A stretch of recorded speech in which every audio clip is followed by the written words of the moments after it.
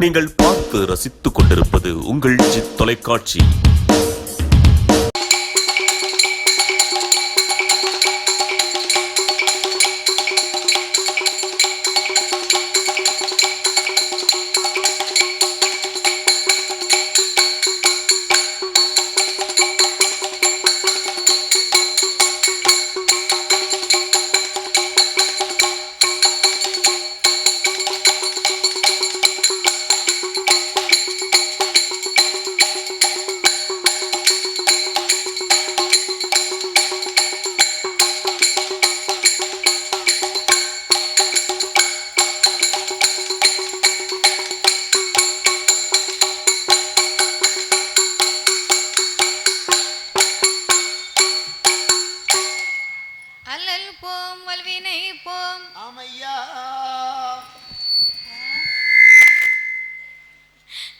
அன்னை வயற்றில் பிறந்த தொல்லை போ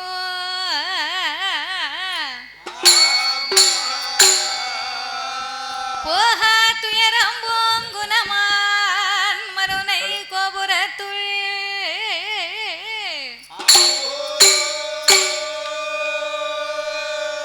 வீச்சிருக்கும் கணபதியை கை தொழுத காப்பே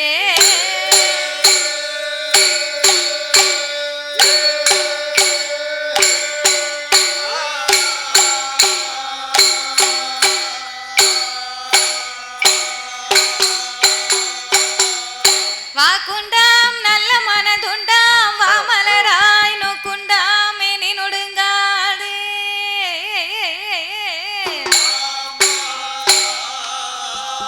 பூக்கொண்டு துப்பாய் திருமேனி துன்பிக்கையான் உன் பாதோ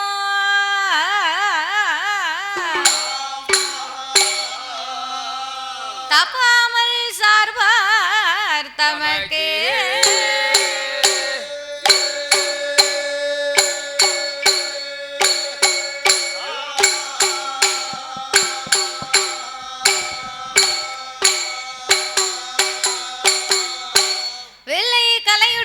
வெள்ளை பனி பூண்டு வெள்ளை கமலத்தில் வீச்சிருப்பவள் அன்னை வெள்ளை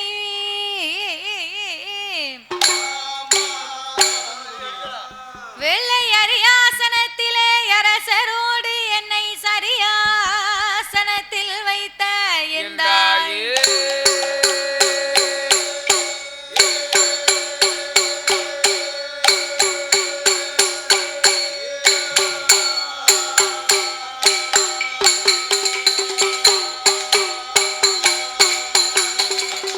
அண்டர்கள் துயரம் தீராயோ திமா நகரில் வந்து பிறந்தோ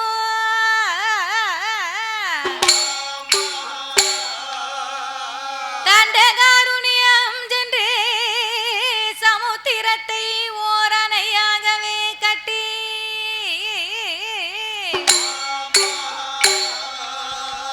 கொண்டல் ராவணனை மாய்க்க கோதண்டம் கையில் ஏந்தோ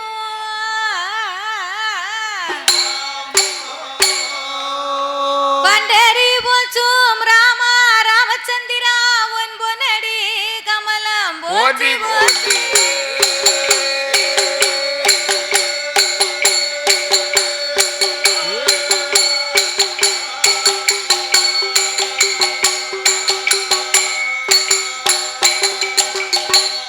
பச்சாத பொய்கை வளநாடு கண்டு மலை மேல் இருக்கும் திருமலை முருகா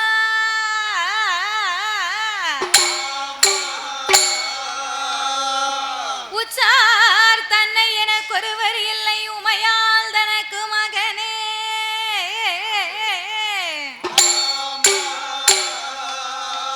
முத்தாடை தந்து அடியாலை ஆட்கொள்வாய் முருகேசா என் மனத்துள் நின்று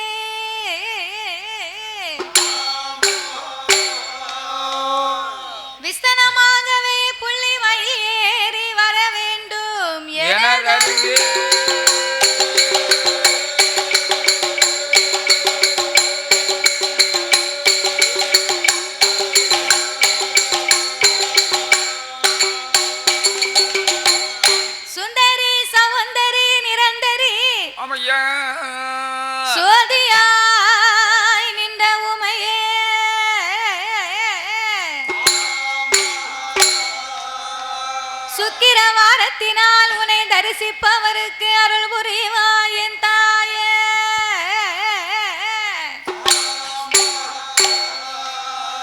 அத்தி வரதன் தங்கை சக்தி சிவன் ரூபமதை அடியால் நான் சொல்ல திறமோ.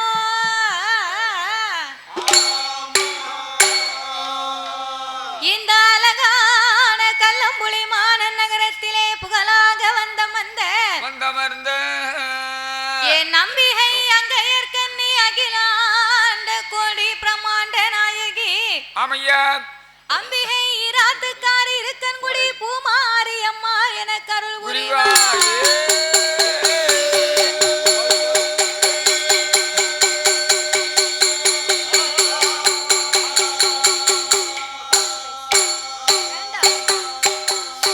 சம்போ ஹரி ஓம் நம சிவாய வேதவி நாயக.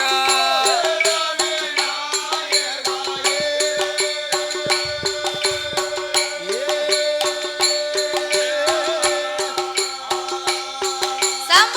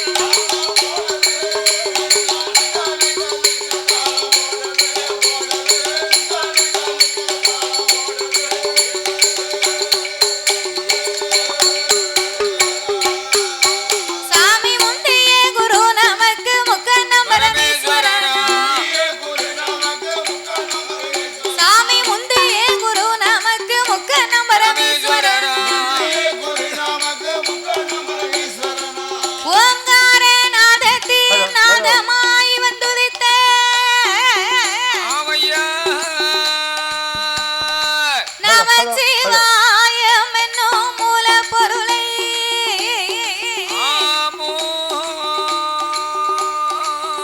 கனவிலேயும் நினைவிலேயும் என்னாலும் நான் மறவேன்.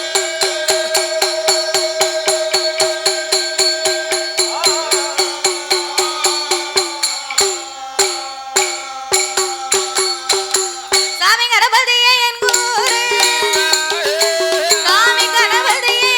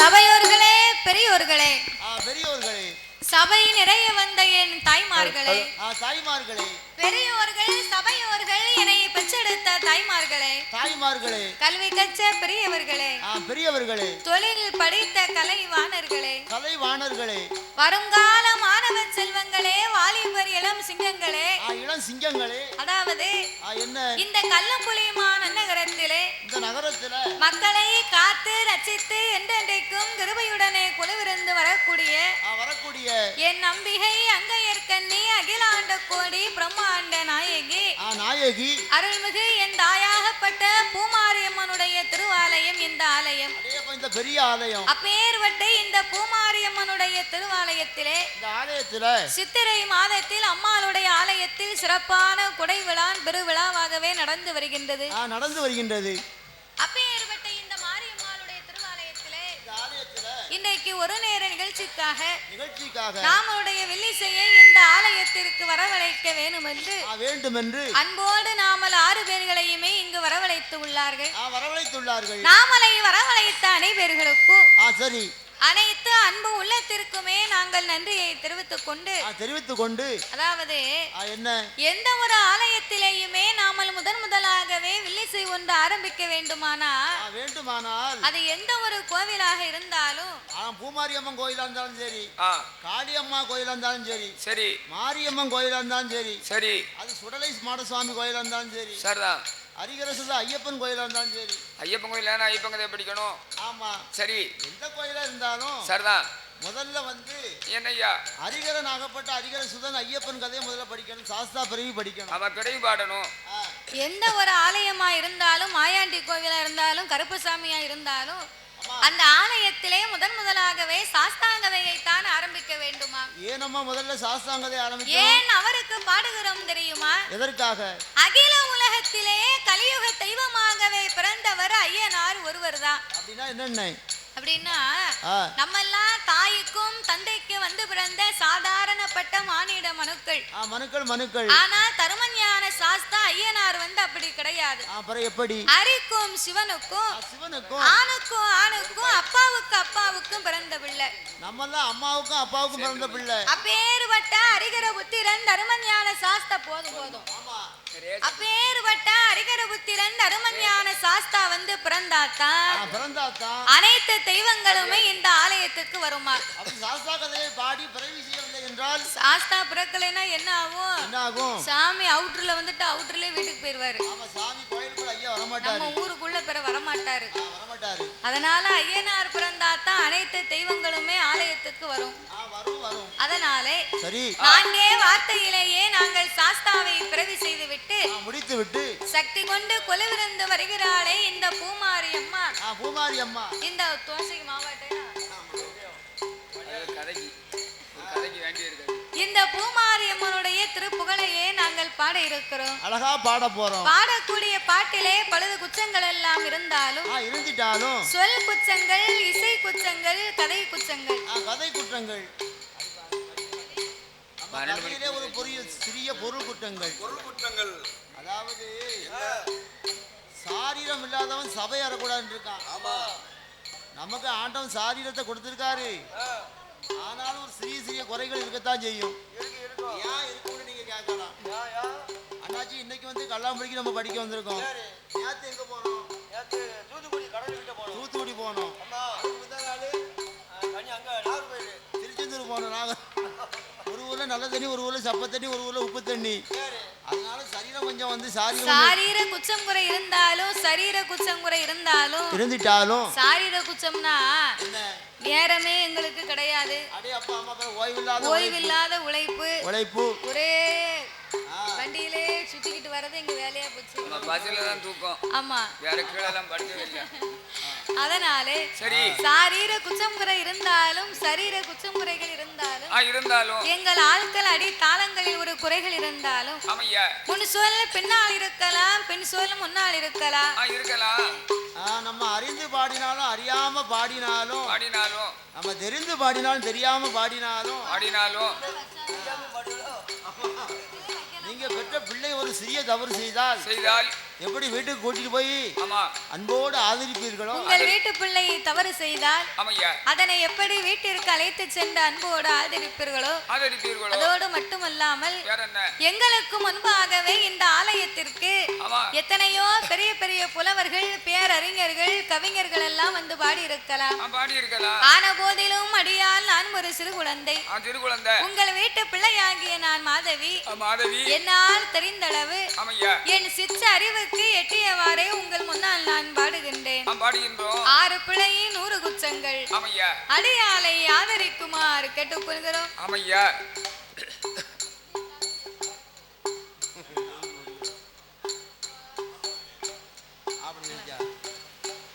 பாதி மதி மான் மழுவோ ஆமையா கங்கையோடு பாம்பணிந்து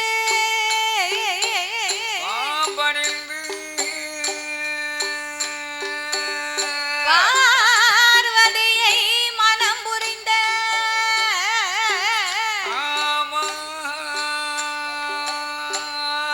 ஆதி சிவன் மோகமது கலிதமாகி அச்சுதன் என்பெருமான் இருகரத்தினால் ஏந்த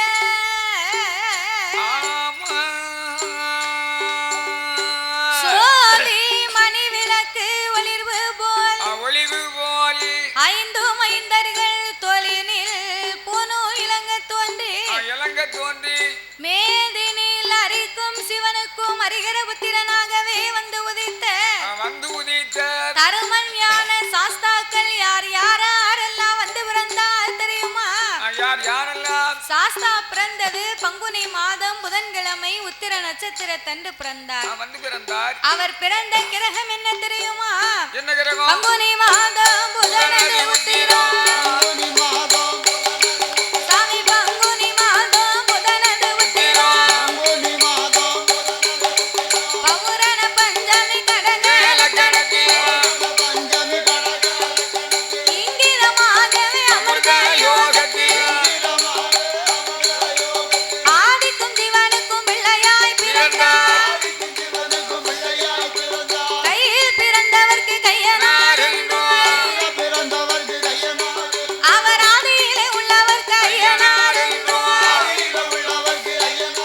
சாமி ஐயனார் ஐயனார் ஹரிஹரசுதன் ஐயனார் ஐயனார் ஐயனார் சபரிமலை ஐயனார் ஐயனார் ஐயனார் அச்சங்கோவில் ஐயனார் ஐயனார் ஐயனார் ஆரியங்காவ் ஐயனார் ஐயனார் ஐயனார் குலத்துப்புல ஐயனார் ஐயனார் ஐயனார் சொரிமுத்து ஐயனார் ஐயனுக்கும் ஐயனாக சொரிமுத்து ஐயனாக சுவாமி பிறந்தாரே சங்கடங்கள் தீர்த்திடவே சாஸ்தா பிறந்தாரே ஐயன் வந்து பிறந்தாரண்டு ஓடுங்கம்மா ஒரு குலவே பொன்னான மணிக்குலவே முக்கா முக்கா 3 பேரும் முதற் குலவை போடுங்கம்மா என்னமோ 6 பேர் இருந்து படிச்சுக்கிட்டு இருக்காங்க நமக்கு சேர் கொடுத்திருக்காங்க நம்ம உட்கார்ந்துருக்கோம் அப்படின்னு நினைச்சுக்கிட்டு உட்கார்ந்துருக்காவ தாய்மாரெல்லாம் உங்களை தான் கொலை போட சொன்னோம் வேற யாரையும் இல்ல யாரோ ஊழ விடுற மாதிரி இருக்கு அதான் கொலை வச்சா இப்பதான் எல்லாரும் தெளிவா இருக்காங்க தூக்கத்துல இருந்து போடுங்க பாப்போம்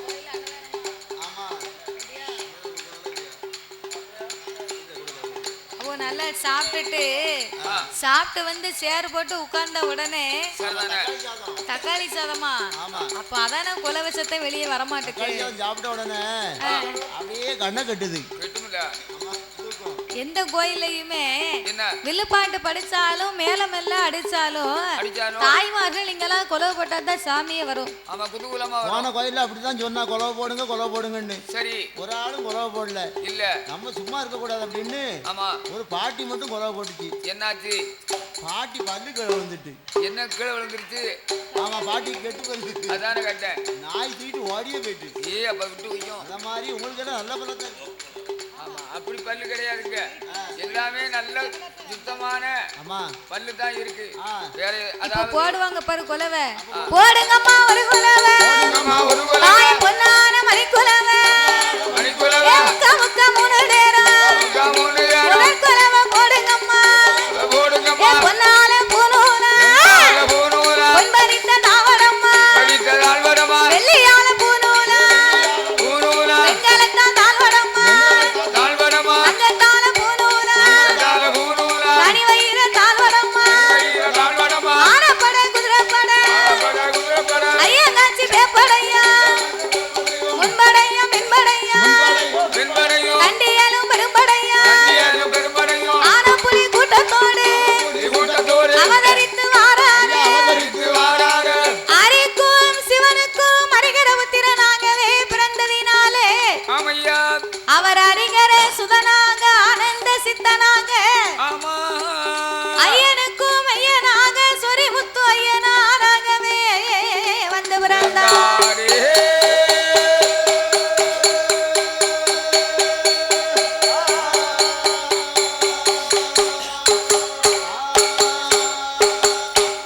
சாமி ஆதிவெள்ளி கைலாசத்தில். ஆதிவெள்ளி கைலாசத்தில். ஆணி பெண்ணால் முடி உலங்க. அங்கே யாரெல்லாம் கொலுவிருந்தார். அரணரோடு பார்வதியும். ஆனந்தமாய் கொலுவிருந்தார். அங்கே இந்திர லோகத்திலே. இந்திரனா சந்திரனா. சூரியனும் கொலுவிருந்தார். சத்தியலோகம் தன்னதிலே. சாதிர் முகன் சரஸ்வதியும். சந்தோஷமாய் கொலுவிருந்தார். வைகுண்ட லோகத்திலே. பச்சை மாலு லட்சுமியும். அங்கே லட்சுமியும் பவுசுடனே கொலுவிருந்தார். அங்கே பவுசுடனே கொலுவிருந்தார்.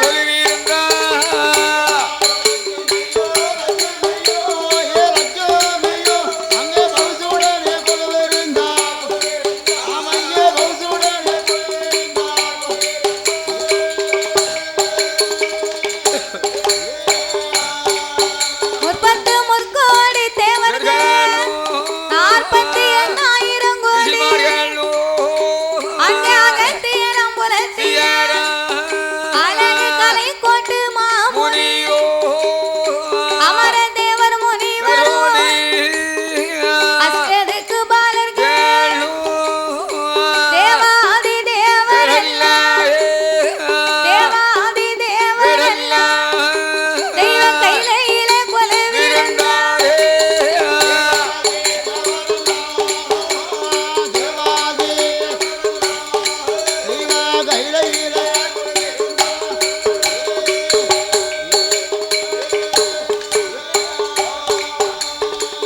அப்பேற்பட்ட இறைவன் வாழும் அந்த கைலாச வாசலில் ஆண்டவனாகிய சாட்சாதி சிவபெருமானோடு.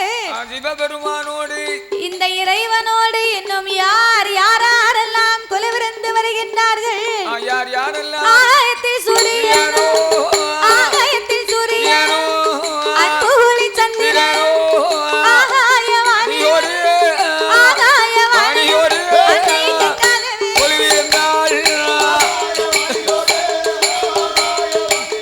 அழகு கங்கதேவி.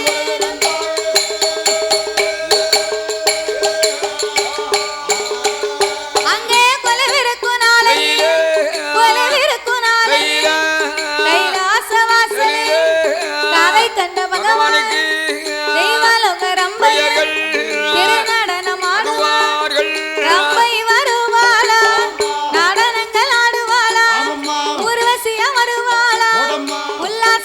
பாடுவாளா மேனகைய வருவாளா மிருதங்கமும் போடுவாளா சரஸ்வதி வருவாளா சரஸ்வதி வருவாளா அம்மா சங்கீதங்கள் பாடுவாளா சரஸ்வதி வருவாளா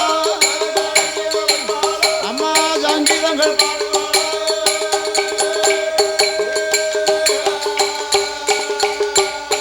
அப்பேற்பட்ட இறைவன் வாழும் அந்த கைலாச வாசலில் கைலாச வாசலில் ஆண்டவனாகிய சாட்சாடி சிவபெருமானோடு சிவபெருமானோடு யானை தோல் போர்வையோ அமையா புலித்தோல் ஆசனங்களோடு ஆமா சக்தியோடு பார்வதி பார்வதியோடு பகவானும் ஆமா கைலாசத்தில் அப்படியே ஆனந்தமா கொலுன்னு வருகிறார்கள் வருகின்றார்கள் யானை தோல் போர்வையோ ஆமா புலித்தோல் ஆசனங்களோடு ஆமையா சக்தியோடு ஆண்டவன் கையிலையிலே கொலுவிருந்து வருகின்றார் இருந்து வருகின்றார் அப்படி கொலுவிருக்கும் இறைவனாகப்பட்ட சிவபெருமான் என்னையா 7-14 உலகத்தையும் இறைவன் படைத்து 224 புவனங்களையும் ஆண்டவன் படைத்தார் 7 சப்தா சாரங்களாகப்பட்ட கடல்களை படைத்து ஆமையா கல்லுக்குள் இருக்கும் தேரையும் தாயார் கற்பையுக்குள் வாழும் சிசுவையும் முட்டைக்குள் உருவாகும் குஞ்சியவோ ஆண்டவன் படைத்து ஓர் அறிவு முதல் 6 அறிவு படைத்த நாமலை போன்ற மானிடம் அணுக்களை படைத்தார். நாமலை எதற்காக படைத்தார்? நாமலை ஏன் படைத்தார், எதற்கு படைத்தார் தெரியுமா? எதற்காக ஐயா? தெய்வத்தினுடைய உருவங்களை நாமல் தெரிந்து கொள்ள வேண்டும் என்று சொல்லி. ஆமா, சிவன் இப்படித்தான் இருப்பார், சிவசக்தி இப்படித்தான் இருப்பார், மாரியம்மா இப்படித்தான் இருப்பார், கருப்பசாமி இப்படித்தான் இருப்பாரு அப்படின்னு தெய்வத்தினுடைய உருவத்தை நாமல் தெரிந்து கொள்ள வேண்டும் என்று சொல்லித்தான் சிவனுடைய வடிவத்திலே இதோ அமர்ந்து கொண்டிருக்கிறார்களே நாமலை பெற்றெடுத்த தந்தையை படைத்தார். அம்மா சிவசக்தி இருக்காளே இந்த பூமாரி அம்மா, அந்த பூமாரி அம்மாளுடைய வடிவத்திலே சபை நிறைய அமர்ந்திருக்கிறார் பாருங்க.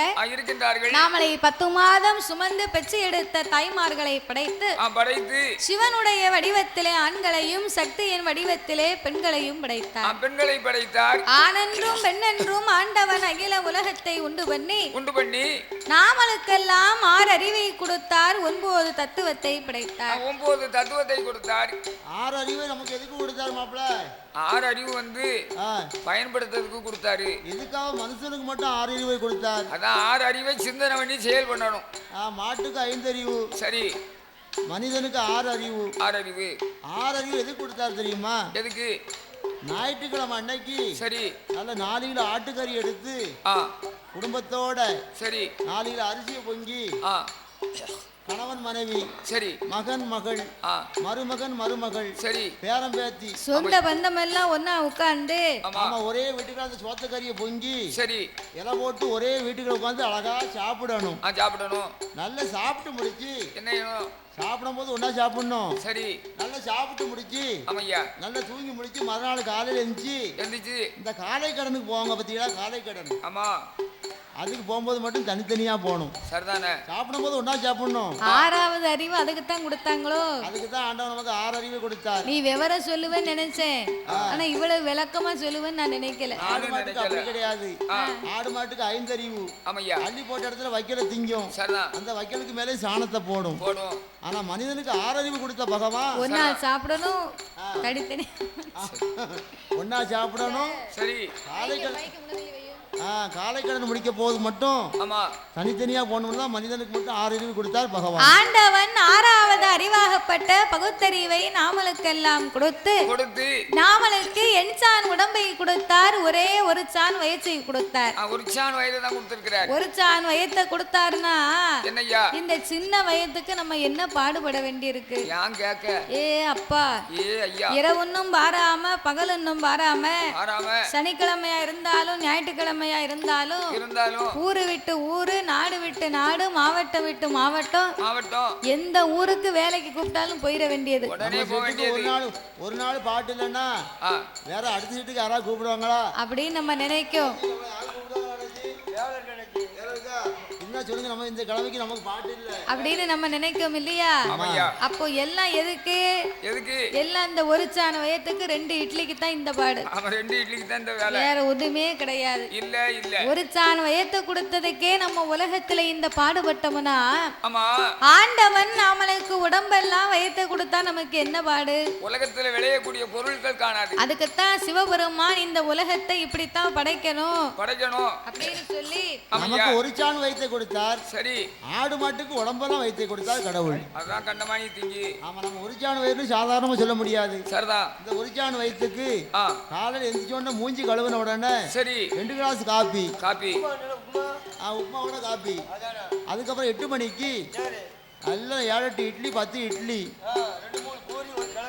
ஆமா, மதியம் 1 மணிக்கு 2 வகை கூட்டோட அப்பளம் ரசத்தோட 2 தட்டு சாப்பாடு.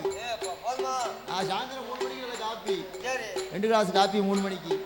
நைட்டு 8 மணிக்கு 7-8 சப்பாத்தி. அதுக்கப்புறம் அதுக்கு மேலே 4 வயல் வாழைப்பழம். இவ்வளவு சாப்பிட்டதுக்கு வயல் வாழைப்பழம் எதுக்கு சாப்பிட தெரியுமா? அப்பதான் காலையில் ஃப்ரீயாக போகும். ஆமா, அப்போ ஒரு சாணம் வயிற்றுக்கு சாதாரணம் சொல்லக்கூடாது.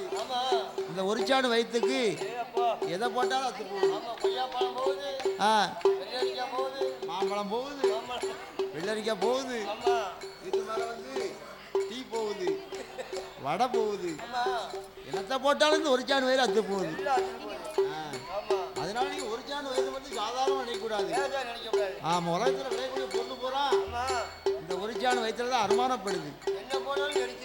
செஞ்சு போகுது.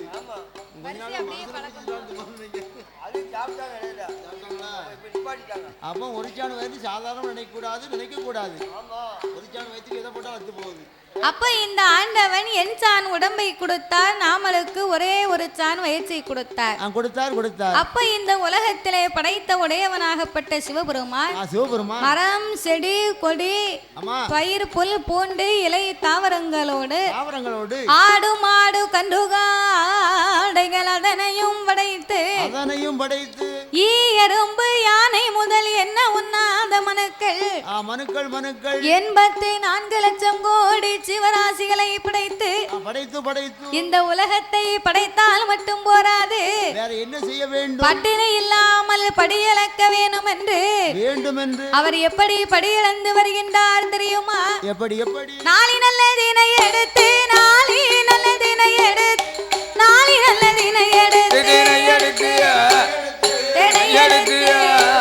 அவர் நாடு எங்கும் படியளந்தார்.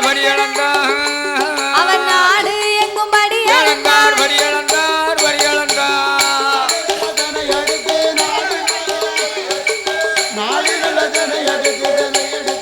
ஆமையா சொல்லையா,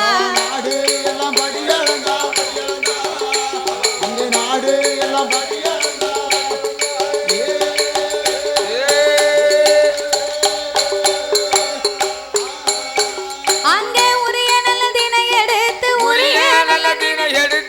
உலகமெல்லாம் படியளந்தார். மரக்காதினை எடுத்து மாநிலமும் படியளந்தார். ஆலாக்கிதினை எடுத்து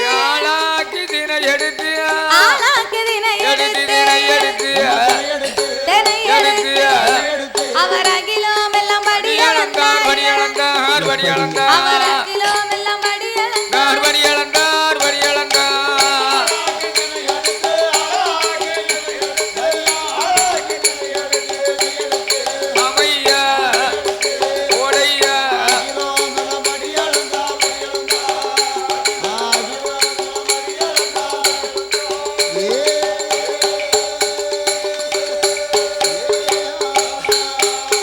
அவரைய உயிருந்த பிடா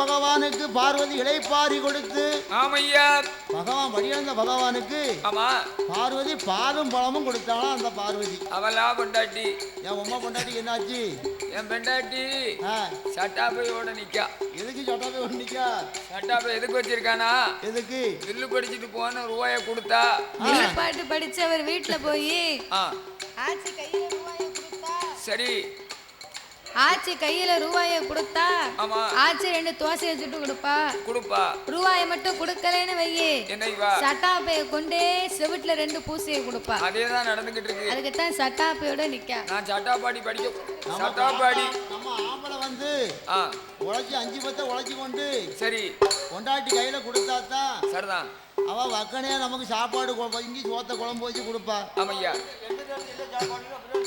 தெரியும் அதை விட்டுட்டு இந்த காட்டாமல் 500 ரூபாய்க்கு உழைச்சாமுன்னா ஒரு நாளைக்கு 4 கோட்டர் அடிச்சு வந்தாமுன்னா அந்த பொம்பளை பிறகு செய்வா பொண்டாட்டி எதை சாப்பிடுவா பிள்ளை எதை சாப்பிடும் இவன் உடம்பு சோசம் மட்டும் நினைச்சாமுன்னா பொண்டாட்டி பிள்ளை பிறகு யாரு காப்பாத்துவா அதுக்காக தான் வாசல் சட்டாப்பையோட நின்னாதான் அந்த அம்மா அப்படி நின்னாதான் நீங்க எல்லாம் சொன்ன பேச்சைய கேட்பீங்க ஆமா ரூபாய் கையில கொடுப்போம் அப்படி இல்லைன்னு வையே சொன்ன பேச்ச கேட்காம கழுத கட்டா குட்டிச்சவர்ன மாதிரி ஓம்பாட்டுக்கு பிற அலைவ நம்ம நிலைமை அப்படி ஆயிப்போம் பிறகு அதனால பார்வதா தேவியும் சிவபெருமான் எப்போது வருவார் என்று சொல்லி தங்க தாம்பூலத்திலே பாரிச்சாத மலர்களை எடுத்து சிவபெருமானுக்கு பாத பூஜை முடித்தால் பணிவிடைகளை செய்தார் கலைப்பாரி இலைப்பாரி கையிலையிலே கொலுவிருந்து வருகிறார்கள் அப்படியாகவே கொலுவிருந்து வரும்போது பார்வதி சிவபெருமானை அழைத்தார் என்ன ஆண்டவா பரம்பொருளே ஐயா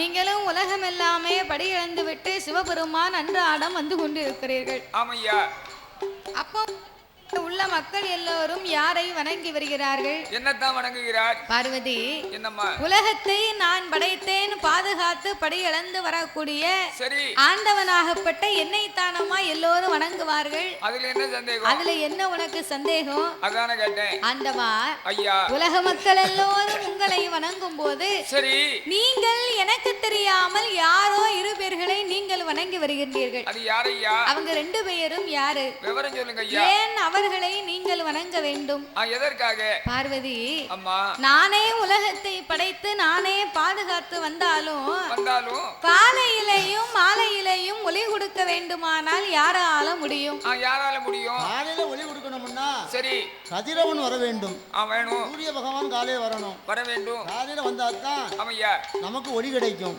அதே போல இரவில் ஒளி கிடைக்க வேண்டுமானால் சந்திர பகவான் வர வேண்டும் சரிதானே அப்ப பகல்ல சூரியனும் சரி இரவில சந்திர பகவான் வந்தால் இந்த பூமிக்கு ஒளி கிடைக்கும் ஐயா அப்போ வலது கண்ணை சூரியனாகவும் ஆண்டவன் இடது கண்ணை சந்திரனாகவும் நான் வணங்கி வருகிறேன் அம்மா அப்படி இருக்க என் மீதா உனக்கு சந்தேகம் வரணும் என் இறைவனானவர் சொன்ன போது அப்பந்தான் பார்வதா தேவி பார்த்தா அது எப்படி ஆண்டவன் 2 கண்களும் சந்திரன் சூரியனாக இருக்க முடியும் ஆண்டவன் கண்ணை மறைச்சு இன்னைக்கு சூரியன் வாராரா சந்திரன் வாராரான்னு பாப்போமே என்ற ஆதிபராசக்தியானவள் அவள் என்ன செய்கிறாள் தெரியுமா ஆதிசக்தி பார்வதியா ஆதிசக்தி பார்வதியா அரணாருக்கு தெரியும் பின்னால ஓடிவா இருகரத்தை எடுப்பாள் அவள் ஈசன்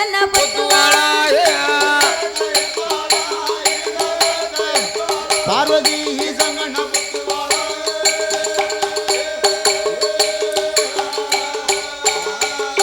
அவள் இருகரத்தை எடுப்பாள் ஈசன் பத்துவாள் பகவன் பத்தும் பார் உலகம் இருளான் ஈசன் பத்தும் உலகம் இருளான் கடவுள் கண்ண பத்தும் கடவுள் கண்ண பத்தும் இந்த கலி உலகம் இருளான்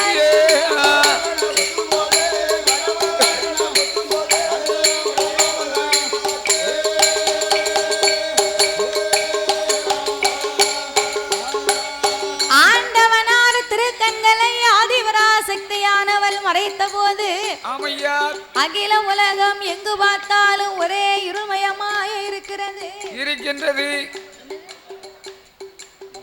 அப்படி உலகமே இருட்டா இருந்தா நம்மளால எந்த வேலையும் பார்க்க முடியுமா? ஒரு வேலையும் பார்க்க முடியாது. மக்கள் எல்லாம் திக்குமுகம் தெரியாமலே திகைத்து வாடுகிறார்கள்.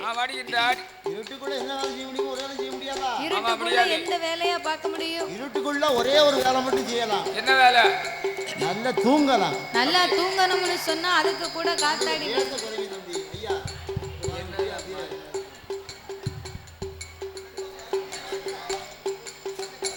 இருட்டுக்குள்ள தூங்கணும்னு சொன்னா அதுக்கு கூட முதல்ல நல்ல காத்தாடி வேணும். ஆமா, காத்தாடி இருந்தா தான் கண்ணுல உறக்கமே வரும். அப்பதான் உறக்கம் வரும். அப்போ சிவபெருமானுடைய திருக்கண்களை மறைத்த காரணத்தாலே உலகம் எல்லாம் எங்கு பார்த்தாலும் இருள்மயமாகவே இருக்க பார்த்தால் இறைவனாகிய பகவான் என்ன செய்கின்றார்? ஐயோ, இந்த பார்வதி எவ்வளவோ எடுத்து சொல்லியும் நம்மளையே சந்தேகப்பட்டு இப்படி பரிசோதனை பார்க்கால. இப்ப ஏற்பட்ட பார்வதிக்கு நாமல் யார் என்று தெரியப்படுத்த வேண்டும் என்று இறைவனானவர் நமக்கு இருக்கக்கூடிய 2 கண்ணும் தானே இவளுக்கு தெரியும். சிவபெருமானுக்கு 3வது கண் நெற்றிக்கண் இருப்பது இதுவரைக்கும் தெரியாது. அதனாலே நெற்றிக்கண்ணை திறந்து நீண்ட ஒளி கொடுக்க வேணும் என்று ஆண்டவன் தான் சிவபெருமான் பார்வதிக்கு முன்னால் ஒளி கொடுக்க வேணும். நெற்றிக்கண்ணை திறப்பார், உலகில் ஒளி கொடுப்பார். நெற்றிக்கண்ணை திறப்பார், நெற்றிக்கண்ணை திறப்பார், சாமி நீண்ட ஒளி கொடுப்பார்.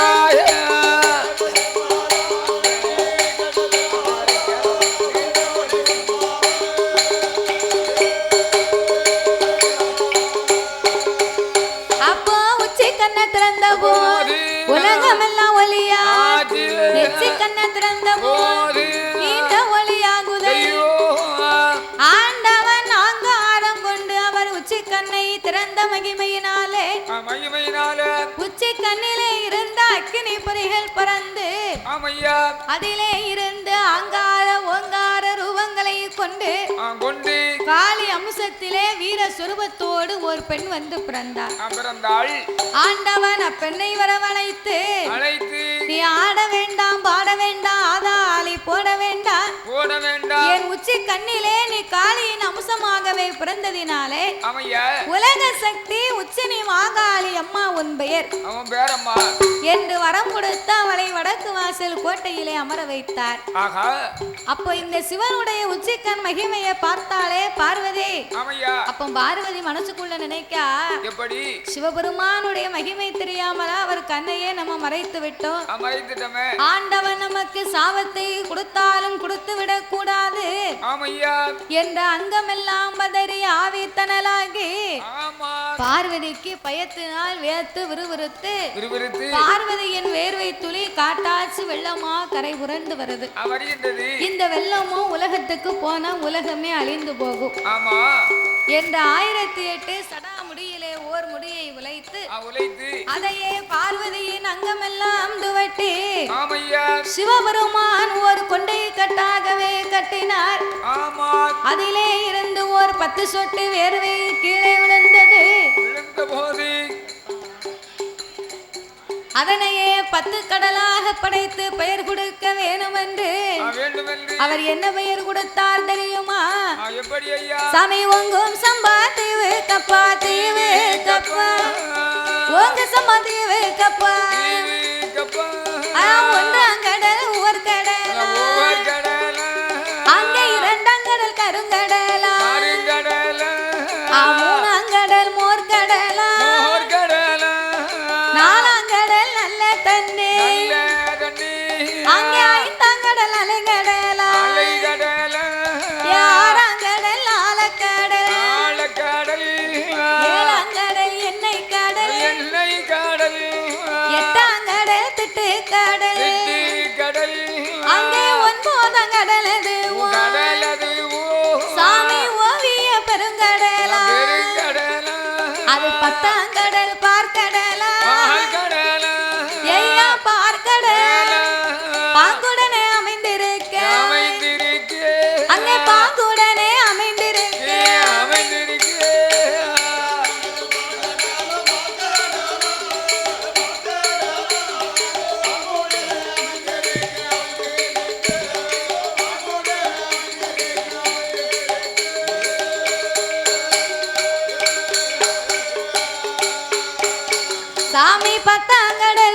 உறக்கட